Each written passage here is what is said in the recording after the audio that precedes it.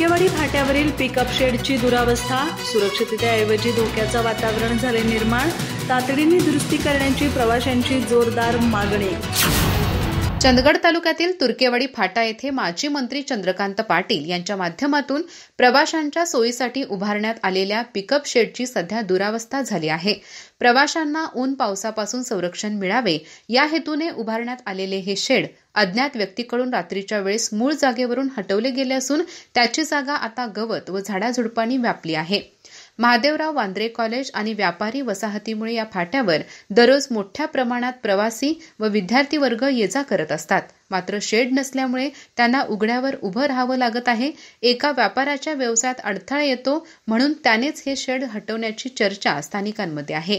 या प्रकरणाबाबत तक्रार करूनही प्रशासनाने दुर्लक्ष केल्याने नागरिकांमध्ये तीव्र नाराजी व्यक्त होत आहे। प्रवाशांनी या ठिकाणी पुन्हा नव्याने सुरक्षित व सुसज्ज शेड उभारण्याची मागणी केली आहे। प्रशासनाने याची दखल घेऊन तात्काळ उपाययोजना करावी असा सूर सध्या प्रवासी व नागरिकांमधून व्यक्त होत आहे। अधिक माहिती आणि ताज्या घडामोडींसाठी आजच आमचे चॅनल सबस्क्राइब करा।